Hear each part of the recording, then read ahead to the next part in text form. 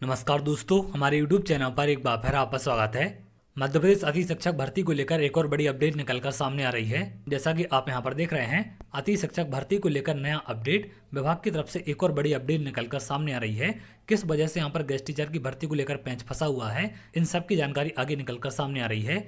अगर आप यहाँ देखें, अतिशेष में उल्ली अतिथियों की व्यवस्था विभाग अब दिवाली बाद लेगा निर्णय। तो दिवाली के बाद अब इसको लेकर निर्णय लिया जाएगा, क्योंकि विभाग की तरफ से आदेश जारी किया गया था जिसमें आपकी ज्वाइनिंग की तारीख 25 तारीख से बढ़ाकर 28 तारीख कर दी गई थी। लेकिन उसके बाद भी गेस्ट टीचरों की ज्वाइनिंग नहीं हो पाई है।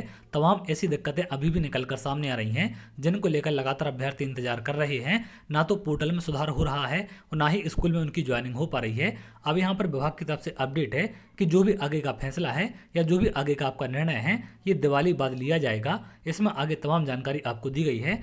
स्कूल शिक्षा विभाग 2 माह बाद भी अतिशेष शिक्षकों और अति शिक्षकों की प्रक्रिया पूरी नहीं कर सका है। ऐसे में स्कूलों में बच्चों की पढ़ाई प्रभावित हो रही है। एक तरफ अतिशेष शिक्षकों का समायोजन की प्रक्रिया भी चल रही है। विभाग ने सबसे पहले अति शिक्षकों से स्कूलों में खाली पदों की चॉइस फिलिंग कराई गई। इसके बाद अतिशेष शिक्षकों की काउंसलिंग की गई।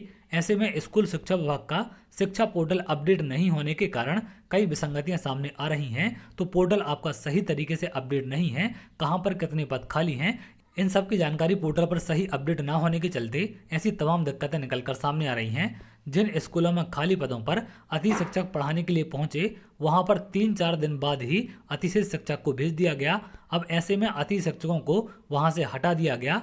ऐसे ही एक अन्य मामले में जिन स्कूलों में पोर्टल पर खाली पद प्रदर्शित हो रहा था, वहां पर अति शिक्षक ज्वाइन करने के लिए पहुंचे तो उस पर शिक्षक पढ़ा रहे थे।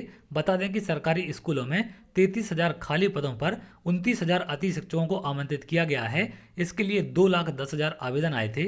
तो ऐसी कई सारी दिक्कतें निकलकर सामने आ रही हैं। कहीं पर ज्वाइनिंग होने के बाद भी 3-4 दिन बाद वहां पर अतिशेष शिक्षक पहुंच गए, जिसके चलते उनकी ज्वाइनिंग कैंसिल कर दी गई। और कहीं कहीं पर पहले से पद भरे हुए हैं, या तो वहां पर खाली नहीं है या पर वहां के स्कूलों में छात्रों की संख्या कम है, जिसके चलते प्राचार्य उनको ज्वाइनिंग नहीं दे रहे हैं। ऐसी तमाम दिक्कतें निकलकर सामने आ रही हैं।